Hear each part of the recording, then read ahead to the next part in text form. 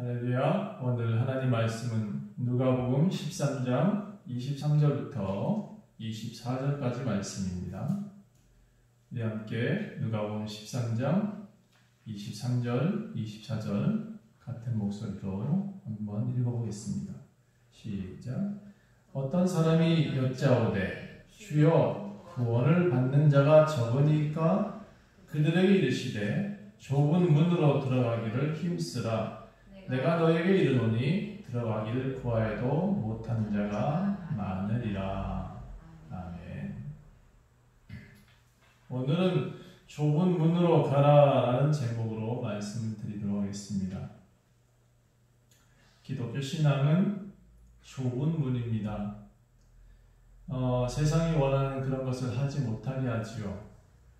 많은 제약도 있고 지켜야 될 것도 있고 또 구속도 되어지기도 하고 때로는 엄한 핍박도 당하기도 하고 그래서 기독교 신앙인들의 대부분 열심은 좀 가끔 좀 세상 사람들이 보기에는 왜곡되어지는 그런 모습도 있는 것 같습니다. 그런데 그 신앙 가운데 가장 핵심은 사랑입니다. 이 사랑을 지키기 위해서 그렇게 노력하는 것이고요. 어떻게든 하나님의 뜻을 따라 살아가려는 그 의지가 좀 강한 것 같습니다. 자, 오늘 좁은 문으로 가라라는 내용 중에 본문 내용을 이야기하기 전에 이 신앙 가운데 가장 핵심이 되는 것은 사랑이라고 말씀드렸는데 또 하나의 덕목이 있습니다. 겸손하는 것과 또는 심령이 가난해지는 것과 온유하는 것과 화평하는 것과 사실 이제 산상수훈에서 나타나는 모든 내용들 그리고 기독교가 말하고 있는 성령의 열매들 다 교회가 추구하고 있는 그리고 세상 가운데 나타내야 될 빛과 소금에 대한 이야기들입니다. 자, 그런데 오늘 이 좁은 문으로 가라라는 제목 가운데 사실은 누가복음 13장을 말씀드리기 전에 저는 12장부터 좀 정리하고 있습니다. 왜냐하면 그 12장의 내용들이 13장의 이 결론을 말하고 있는 것이거든요. 내용의 앞부분이 다 앞에 있습니다. 그래서 이 내용들을 좀 정리하다 보면 12장을 먼저 봐야겠습니다. 12장은 많은 바리새인들이 누룩이다, 바리새인들이 전하는 그런 모습들이 외식이다라고 시작을 합니다. 그 외식에서 곧 다 드러날 것이다 라는 얘기를 하고 있습니다. 그리고 그들이 가져야 될 덕목에 대한 얘기를 쭉 하고 있습니다. 그 중에 하나가 저는 오늘 여러분이 가지고 있는 어떤 재산에 대한 문제, 그 재산에 대한 문제를 12장 13절부터 이렇게 얘기하고 있습니다. 어떤 재산을 가진 사람이 형과 자신의 재산을 나누고자 했다 합니다. 그런데 형이 말을 안 들었던 모양이에요. 그래서 형에게 우리 예수님 좀 부탁한 거예요. 선생님, 예수님은 그렇게 불렀습니다. 선생님, 우리 형에게 말해서 유산 좀 나눠주라고 좀 해주십시오. 자, 사람들은 이 돈에 관계된 것은 굉장히 민감하게 반응하는 것 같습니다. 그런데 예수님이 이렇게 표현하십니다. 그 돈의 문제를 나한테 상의하느냐라고 하시는 거죠. 사람아, 누가 나를 너희의 재판장이나 물건 나눈 자로 세웠느냐. 이걸 정확하게 예수님을 잘 모른다는 얘기입니다. 예수님을 잘 모르기 때문에 이런 오해를 하고 있다. 그리고 많은 사람들이 이 문제를 바리새인들에게 엮고 있는 것은 그 당시에 종교 지도자들과 이 돈의 관계가 굉장히 밀접하게 엮여 있었다는 얘기를 하고 있는 겁니다. 그래서 예수님은 바리새인들한테 뭐라고 얘기했냐면 탐심을 물리쳐라. 사람의 생명이 그 소유에 넉넉한 데 있지 않다. 부자라고 사람은 생명이 오래 살고 가난하다고 빨리 죽는 게 아니라는 겁니다. 부자니까 생명이 오래 살 것 같은가요? 부자이기 때문에 내 생명이 오래 사는 사람들 생각보다 많지 않더라고요. 결국은 죽음을 다 당하게 되어 있습니다. 그래서 탐심 자체가 부와 생명과는 관계가 없습니다. 그래서 이 부자가 되기 위한 방법으로 탐심을 행하는 것보다는 다른 방법을 좀 선택해라라고 하는 것이죠. 부자가 되기 위한 것이 아니라 생명을 소중히 여기기 위해서는 생명이 더 중요하니까 생명에 초점을 맞추고 살아갔으면 좋겠다라는 거죠. 자, 그래서 비유로 말합니다. 부자가 그 밭에 소출이 풍성하다. 그래서 내가 곡식을 이렇게 창고에 쌓아두니까 자, 이제 이 곳간이 좀 더 좁으니 더 넓혀야지. 이런 마음으로 지금 부자들은 살고 있답니다. 그런데 예수님은 이렇게 말씀하시죠. 제가 앞에서 말씀드렸듯이 돈보다는 생명이 더 중요한 거잖아요. 생명에 대해서 말씀합니다. 내가 내 영혼에게 이제 오늘 밤에 너의 영혼을 데리고 가겠다. 그럼 너가 지금까지 쌓아둔 물건들은 다 또는 그 재산들은 다 어떻게 되겠느냐. 그래서 그렇게 생명보다는 물질에 더 치우친 사람을 뭐라고 표현했냐? 성경은 지금 오늘 어리석은 사람이라고 표현하고 있습니다. 어리석은 사람들은 돈에 더 가까이 그 생명을 연장해 줄 줄 알고 그 재산을 모으는데 혈안이 되어 있는 것 같습니다. 이 어리석은 자들에게 예수님은 분명히 말씀하십니다. 너의 영혼을 오늘 밤에 데리고 가겠다. 여러분, 저는 권력욕이 많은 사람들 정말 좀 이해가 안 됩니다. 그 사람들은 내일 목숨이 왔다 갔다 하더라고요. 그리고 그 사람의 목숨들이 어제와 같이 권력을 통해서 끊임없이 목을 빳빳이 세울 수는 없는 것 같습니다.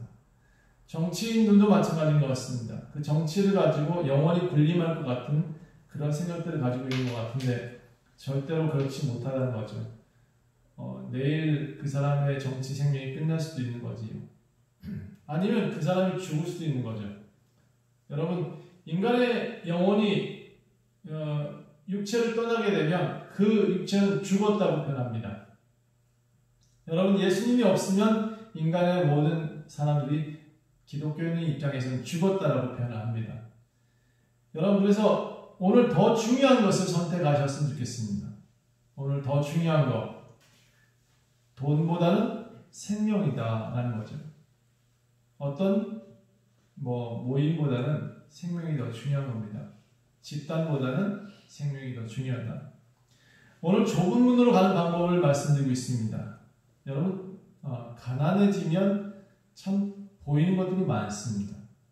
물론 부유한 사람들이 많은 걸 누리고 가난한 사람들이 보지 못하는 것을 보고 사는 것 같습니다.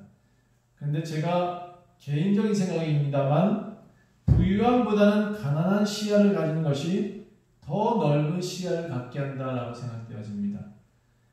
세상 것은 많이 못 볼지라도 보이지 않는 것의 시야가 넓어질 수 있는 방법, 마음이 넓어질 수 있는 방법은 돈보다는 영혼의 가난함이 있는 것 같아요.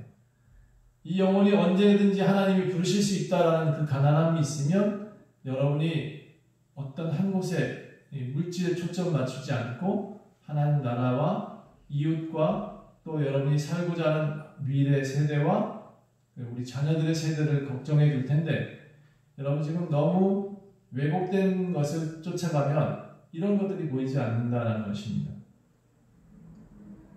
저는 그래서 이 가난함이 꼭 자랑은 아닌데 이 가난함을 통해서 여러분의 시야가 넓어졌으면 좋겠다. 그래서 산상수훈에도 말씀하시기를 심령이 가난한 자는 천국이 저희 것이다 라고 표현했습니다. 그래서 이 눈을 가지신 분들이 천국을 누릴 수 있는 거죠. 이 땅에서도.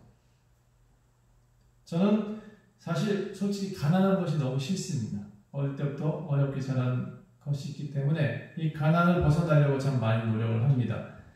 그런데 목회자가 됐으니 역시 그 가난함이 여전합니다. 그럼에도 제가 부유함보다는 가난함이 더 낫다라고 지금 말씀드린 이유가 이 좁은 문으로 가라는 말씀 때문입니다. 가난함은 사실 세상에서 참 불편합니다. 항상 이 불편한 넉마를 짊어진 것처럼 좀 구질구질 하더라고요. 굳이 안 봐도 될 것 같은 것들을 다 봐야 되는 그런 모습, 단점도 있습니다. 저도 부자가 돼서 배 타고 싶고 또 비행기 타고 싶고 여행 다니고 싶은데 그래도 이 가난함 때문에 우리들의 신령들, 민초들의 신령들의 이야기들을 함께 전달할 수 있는 목회자가 돼서 저는 더 좋다라고 좀 강조하고 싶습니다. 제가 이제 나이가 조금씩 들어가니까 땅이 조금 그립습니다. 땅 한 평이라도 있으면 뭔가 지어볼 텐데 라는 그런 마음이 생기더라고요. 허리를 굽혀본 사람이 땅을 논할 수 있습니다. 사실 저는 농사일을 전혀 해본 적이 없습니다. 땅에 관해서 정말 잘 모릅니다. 땅에서 뭘 심으면 뭐가 난다? 사실 저는 잘 모르겠습니다. 콩 심으면 콩이 나는지 팥 심으면 팥이 나는지 잘 모릅니다. 안 심어봤기 때문에 그렇습니다. 들었습니다. 그냥 알고 있는 거죠. 콩 심으면 콩 난다는 사실을. 저는 난 놓고 기억자를 모르듯이 땅에서 나는 약초나 식물들, 이게 식물인지 약초인지 잘 구분을 못합니다. 그나마 요즘은 좀 이제 이 핸드폰 이런 것이 기능이 좋아져서 갖다 대면 식물이 뭐다라고 또는 이거 약초다 이거는 무엇이다라고 알려주는 그런 앱이 있더라고요. 그나마 그걸 도움을 받을 수 있으면 이런 것이 먹는 거구나 라는 것을 알 수 있지, 저는 사실 외형만 보고는 절대로 이게 약성이 있는 건지 먹는 건지 잘 모릅니다.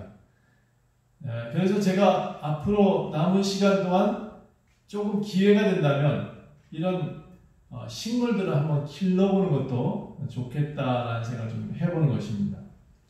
이 얘기는 뭐냐면 땅을 모르니까 땅을 설명을 못합니다. 저는 부자들이 그런 것 같아요. 부자들이 무엇인가 많이 누린 것 같은데 정작 설명해야 될 것은 설명 못하고 사는 것이, 그래서 공감대가 형성되지 않고 그들을 따라가지 않는 이들이 많은 것 같습니다. 도리어 반대적인 얘기를 하죠.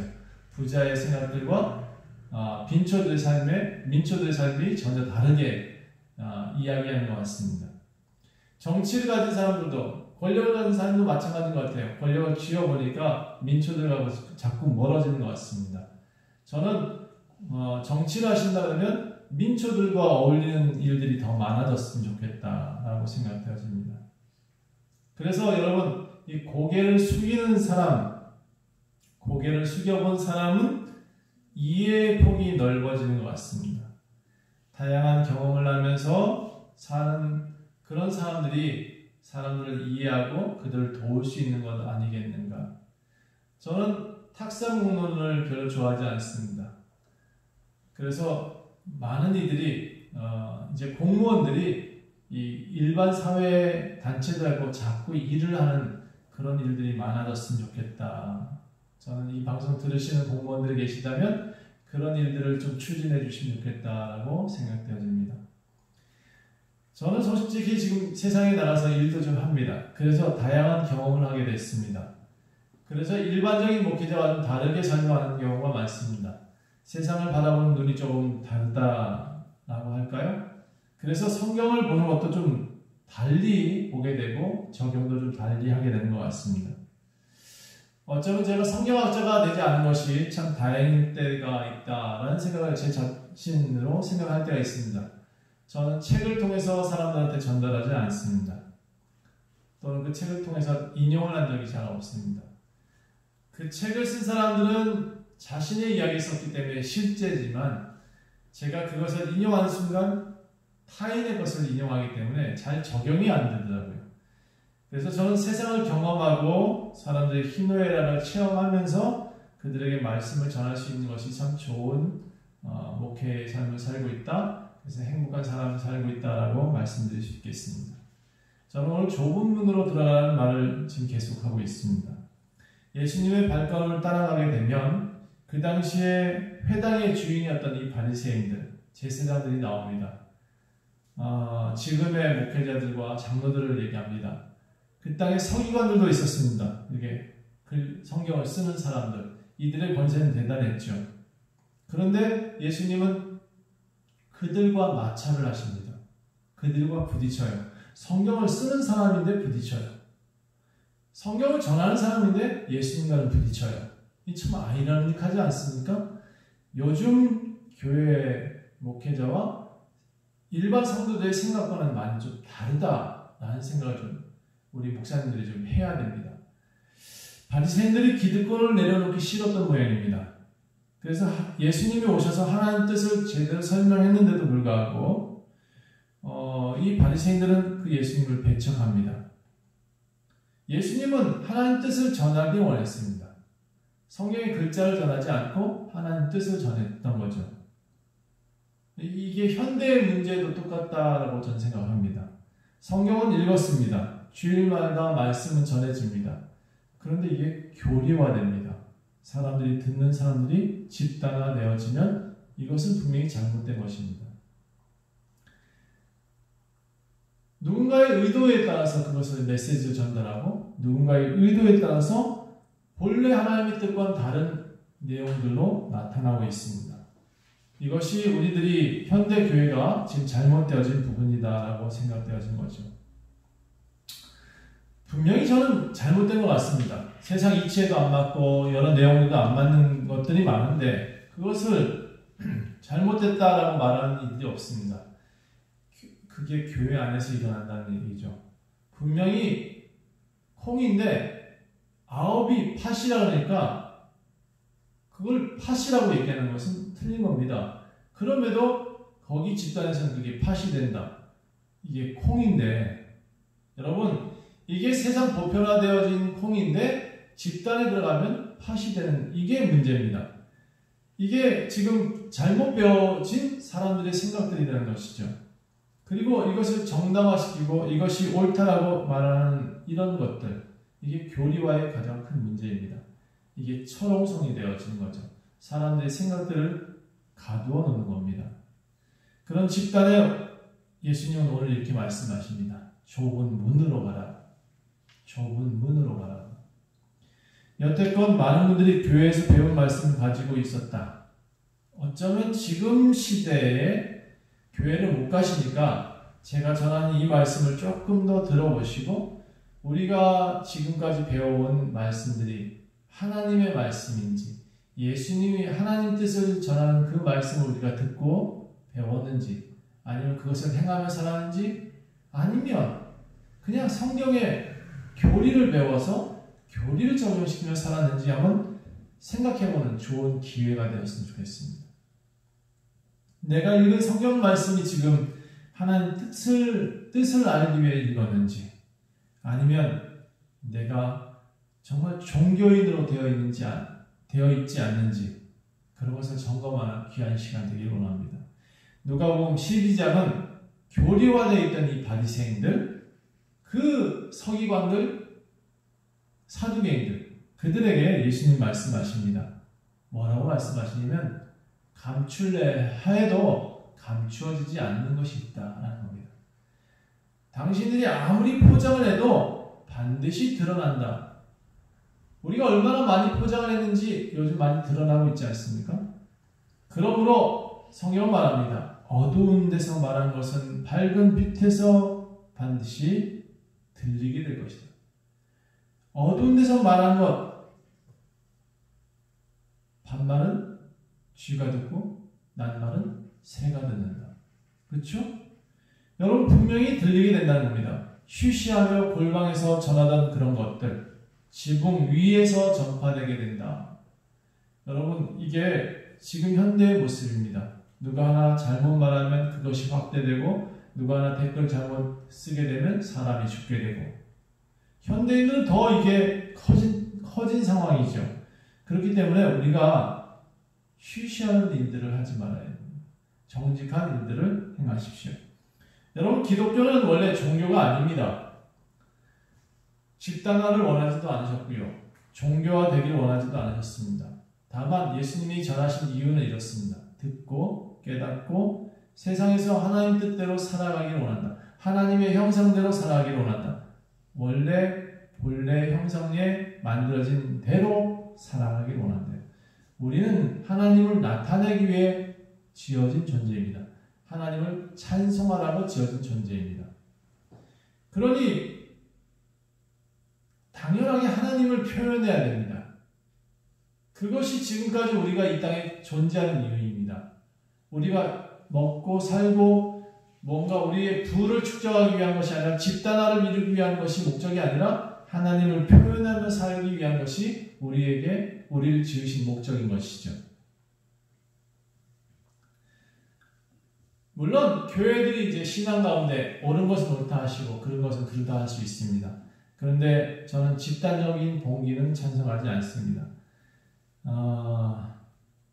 세상에 위에 서서 사람들을 다스리는 그런 군림도 저는 원하지 않습니다.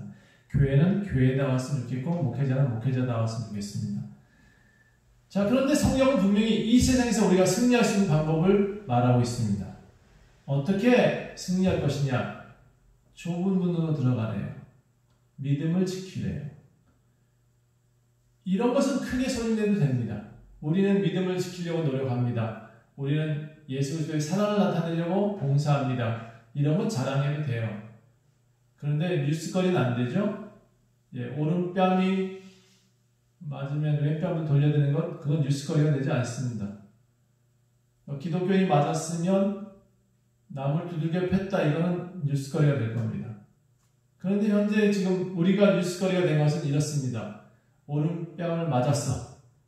근데 왼뺨을 돌려대지 않고 때린 사람을 더 두들겨 팼다. 그래서 지금 우리가 이렇게 뉴스거리가 되어 있는 것입니다. 여러분, 우리가 전도하는 삶이 그리스도인의 가장 큰 덕목이라고 말합니다. 여러분, 어떻게 전도할 것인가 자세히 생각해 보십시오. 전도지만 전하는 것이 전도인지, 우리 기독교가 지금까지 잘못된 전도를 하고 있었다는 생각을 해봐야 될 것입니다. 전도지만 줄 것이 아니라 사랑은 줬는지, 정말 진실된 모습은 보여줬는지, 이웃들에게 정말 사랑을 전하고 그들의 언어가 또는 삶의 모습이 그렇게 전달되었는지 다시 한번 생각해 봐야 될 것입니다. 우리는 이것이 회복되어질 때만이 교회가 교회다워질 것이라고 말하고 있습니다. 예수님은 제자들에게 말합니다. 내가 너희에게 이르노니 너희 목숨을 위하여 먹을 것, 몸을 위하여 무엇을 입을 것, 또 염려하지 말아라. 이런 모든 것이 다 주께서 허락하신다라고 되어 있습니다. 목숨이 음식보다 중요하고 몸이 의복보다 더 중요하지 않는가? 목숨이 더 중요하지 않느냐? 그 목숨을 살리기 위한 방법을 선택하라는 거죠. 무엇을 많이 입어서 좋은 가방 들어서 그게 중요한 교인의 덕목이 아니라는 것입니다. 무엇을 입었습니까, 여러분? 우리는 무엇을 입고 있습니까? 진실된 신앙을 입어야 되고, 우리가 말하는 그 모든 것이, 밖으로 나오는 모든 것이 깨끗해야 되는데, 우리는 지금 무엇을 내고 있는지요? 까마귀를 생각하라. 심지도 아니하고 거두지도 아니하고 골방도 없고 창고도 없을 때 하나님이 기르신다니 너희는 새보다 얼마나 더 귀하냐. 저는 정말 어려울 때 이 말씀들 항상 펼치게 만드십니다. 요즘처럼 어려울 때가 없죠. 요즘처럼 모두가 다 어렵습니다. 그런데 하나님은 이렇게 말씀하십니다. 먹이시겠다고, 입히시겠다고. 사실 어제 사람포대가 교회로 들어왔습니다. 저는 이것도 하나님이 참 놀라운 일인 것 같아요. 물론 이것이 우리들 재산을 늘리거나 그러지는 않습니다. 그런데 이 사람포대가 제게는 무슨 생각이 드냐면 참 희망 같습니다.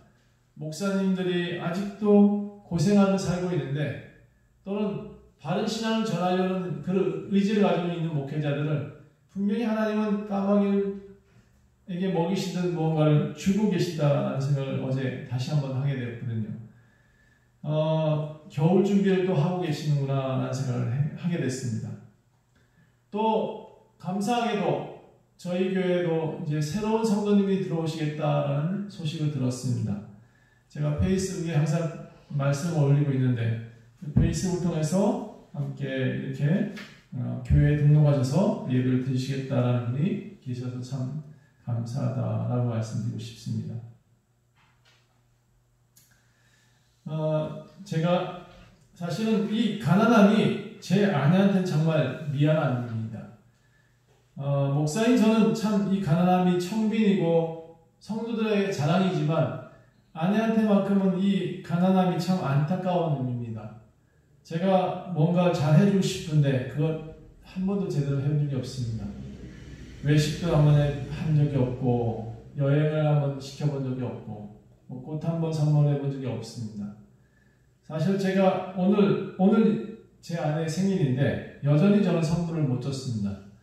이제 예배 끝나고 나면 제가 미역국을 끓일 건데요. 그거 하나만은 좀 해야 되지 않겠나 싶어서 여러분 하고 있습니다. 사실 저희 가족들한테 목사는, 가난한 목사는 빵점 아빠입니다. 남편도 빵점입니다. 그런데 제가 오늘 이 말씀을 전하고 싶습니다. 우리는 천국을 갈 수 있는 귀한 삶을 살고 있다고. 우리는 좁은 문을 선물하고 있다고. 저는 오늘 제 아내에게 좁은 문을 선물합니다. 가난함이 아니라 믿음을 선물하고 싶습니다. 세상을 못 누렸으니까 천국 누리는 삶을 선물하고 싶습니다. 저는 가난함보다는 사실 부유함을 주고 싶습니다. 저희 가족한테는 사실 솔직한 마음입니다. 그런데 오늘 성경은 또 이렇게 말합니다. 좁은 문을 선택하라고. 이것이 세상의 부유함보다 더 가치가 있다고 말씀하고 있습니다. 사실 저 열심히 노력하면서 삽니다. 그렇기 때문에 또 여러분 앞에 자신 있게 좁은 문을 선택하라고 말할 수 있습니다. 성경이 이렇게 표현하고 있습니다. 너희 중에 누가 염려함으로 그 길을 한 자라도 더 할 수 있겠느냐? 그런데 가장 작은 일을 하면서도 어찌 다른 일들을 이렇게 염려하느냐? 사실 이 말씀 준비하면서 제가 참 많이 돌아보게 되었습니다. 제가 염려가 참 많습니다. 많은 부분 큰 그림을 살고 많은 사람들 도와주고 살고 있지만 그렇게 넉넉하지 않다 보니까 항상 염려가 앞섭니다. 그래서 이게 헷갈립니다. 제가 믿음 있는 사람인지 염려만 가지고 있는 사람인지. 그래서 그렇게 힘들 때마다 이 성경 말씀이 자꾸 펼쳐집니다. 성경 말씀 펼쳐지면 이렇게 말씀하시는 거죠. 좁은 문을 걸어가라. 좁은 문을 선택해라. 이것이 정말 하나님을 섬기는 진실된 일이다. 제가 사람들 참 많이 돕습니다. 경영하는 사람들 잘 되게 도와주는 일 참 많이 합니다. 그런데 이상하게 교회 성장만큼은 잘 못하고 있습니다. 참 아이러니하죠? 제가 많은 이들 도와주고 그들의 성장을 도왔는데 이 교회의 문제만큼 잘 안 됩니다. 그래서 저도 선후배들이 있는 목회자들, 큰 교단의 목사님들 참 부럽기도 합니다. 그들은 좀 도와주잖아요. 또 작은 교회라 할지라도 파트너가 있어야겠다 하는 생각을 좀 많이 하게 됩니다. 열심히 그들이 서로 도움이 되고 힘을 낼 수 있는 동역자가 될 수 있다는 생각을 다시 한번 하게 됐습니다. 저는 얼마 전부터 좋은 선배의 조언을 듣고 있습니다. 저희 교단의 선배는 아니신데 제가 외부 일을 하다 보니까 SNS 강사 일을 하다 보니까 만나신 분이 저에게 도움을 주고 계십니다. 그런데 그분이 저한테 이런 얘기를 했습니다. 떡에 집중하지 말아라. 떡에 집중하게 되면 우리가 해야 될 일들을 잘못 가게 된다. 교회의 방향을 잘 정해야 된다라는 얘기를 했습니다. 솔직히 그 말 처음 들었을 때는 속상했습니다. 지금도 먹고 살기 힘든데 떡에 집중하지 말라. 여러분 그 선배의 조언을 다시 한번 생각해 보았습니다. 그리고 이제 앞으로 우리도 우리 교회에 약간의 다른 일들을 좀 준비해 볼까라고 생각하고 있습니다. 역시 떡의 문제가 아니라 더 많은 일들, 더 도울 수 있는 일들, 교회가 교회다워질 수 있는 일들을 추구해야 되겠다라는 생각을 다시 한번 하게 되었습니다. 그래서 교회가 또 다른 시도를 하려고 합니다. 여러분 이게 제가 확정된 다음에 다시 말씀드리긴 하고요. 우리 교회도 이제 떡의 문제가 아니라 좁은 문을 통해서 더 넓은 교회의 모습으로 발전되어지길 소망합니다. 오늘 본문의 앞의 내용들을 통해서 바리새인들 책망하시면서 좁은 문으로 들어가라는 결론을 내고 있습니다. 어떤 사람이 예수님께 묻습니다. 주여, 구원받은 사람은 적은 거죠? 많지 않은 거죠. 그 질문에 예수님이 이렇게 대답합니다. 좁은 문으로 들어가라. 그곳을 힘써라. 그것이 천국 가는 방법이다 라는 것입니다. 우리 철옹성같이 지키고 있던 이 교회의 모습들, 이 종교인들에게 이렇게 표현하고 계십니다. 자, 이제부터 다시 회개하고 이 시대에 분간하고 그리고 열매를 내라. 제대로 된 열매를 내서 이 세상도 너를 존경하고 또 그 열매를 내서 하나님이 원하시는 일들을 위해 그 천국을 위해 살아가라 라고 말씀하고 있습니다. 우리 교회의 안식일에 대한 문제 제가 항상 얘기를 많이 합니다. 주일에 대한 문제. 어떤 이들은 주일날 무조건 예배에 나와라 그렇게 말씀하시는데 저는 이렇게 말씀드리고 싶습니다. 우리가 교회에 나오는 목적은 살기 위해서입니다. 구렁텅이에 빠져있는 삶을 건져내기 위해서입니다. 여러분 집에 양 한 마리밖에 없는데 그 양이 구렁텅이에 빠지면 안 건져내겠냐고요. 주일은 사람 살리는 날이기 때문에 이렇게 코로나 시대 때 비대면 예배 전 찬성하는 겁니다. 여러분 오늘도 우리 교회는 아무도 안 나왔습니다. 그러나 반드시 이 예배의 말씀을 우리 성도들은 듣고 있을 거라고 저는 믿습니다. 안식일의 진정한 의미를 예수님은 설명하십니다. 18회 몸이 꼬부라져 있던 여인을 고쳐주십니다. 그리고 그 여인에게 설교하지 않았습니다. 그분이 가지신 능력으로 일으켜 세워주십니다.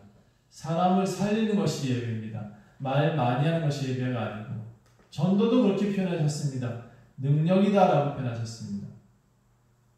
사람을 살리는 것이 능력이 아니겠습니까? 교회의 능력은 사람을 살리는 데 있습니다. 여러분 이 여자에게 내 병이 놓였다라는 말이 복음이 아니겠습니까? 여러분 우리 교회는 복음을 전해야 되겠습니다. 저는 사람을 살리는 일들 많이 하는 교회를 봅니다. 근데 사실 그게 좀 왜곡되어지는 그런 일들 많이 하더라고요. 예수님은 그 일을 위해서 오신 건 아닙니다. 사람을 병낫게 하려고 오신 게 아니죠.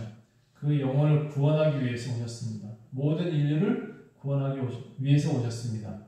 그 목적이 주가 되고 부수적인 사건들, 그래서 어떤 이들이 교회에 나와서 살기 원한다라고 하면 그 사람에게 초점 맞춰서 살리는 일들을 함께 동역해 주는 것이 교회의 설교보다 낫다라고 저는 생각하는 것입니다. 여러분 주일은 사람을 살리는 날입니다. 우리가 모이지 못하는 아쉬움이 있지만 참된 믿음은 참된 믿음을 가진 사람은 흩어지지 않을 것이다. 그래서 제가 오늘 다시 한번 염려를 지웁니다. 여러분 저는 염려하지 않겠습니다. 가끔 양들은 목초지에 풀어놓아야 됩니다. 그래야 그들이 흩어뜨려 놔야 문제가 안 생길 수도 있고요. 흩어뜨려 놔야 더 많이 뜯어먹게 할 수 있고요. 때로 그 목초지에 푸른 초장에서 목자는 잠깐 지켜보는 것도 필요하지 않겠습니까? 언젠간 다시 부를 날이 있겠죠. 목자의 음성을 듣고 쫓아올 것입니다. 저는 그것을 믿기 때문에 오늘도 이 비대면 예배에 찬성합니다. 우리 교회는 살리기 위해서 존재합니다. 살리기 위해서 교회가 만들어져 있습니다. 구원받는 사람이 적다고 표현하고 있습니다. 여러분 집에 계셔도 한 가지 분명히 기억해야 될 것이 있습니다. 좁은 문으로 들어간 사람만 구원받습니다. 믿음을 지키는 사람만이 구원받습니다. 언제 오실지 모르니까 기름 준비한 사람만 구원받습니다. 항상 주님을 기다린 사람이 구원을 받습니다. 여러분 지금 자유하다고 생각하지 마십시오. 자유는 여러분 예수 안에 있을 때 자유한 겁니다. 세상에 많은 걸 누린다고 자유한 거 아니에요. 그게 부자가 아닙니다. 천국을 소망하고 가난해져도 자유할 수 있죠. 여러분 지금 흩어져 있지만 하나님 아버지는 항상 여러분을 자녀들을 부르고 계신 것을 기억하십시오. 그 부르심에 응답하실 때가 올 것입니다. 그것을 잊지 말고 그 음성을 잊지 말고 꼭 기억하고 계십시오. 언젠가 그분이 부를 때 다시 교회로, 천국으로, 아버지의 우리로 들어오셔야 될 것입니다. 집주인은 문을 닫을 권세도 있고 열 권세도 있습니다.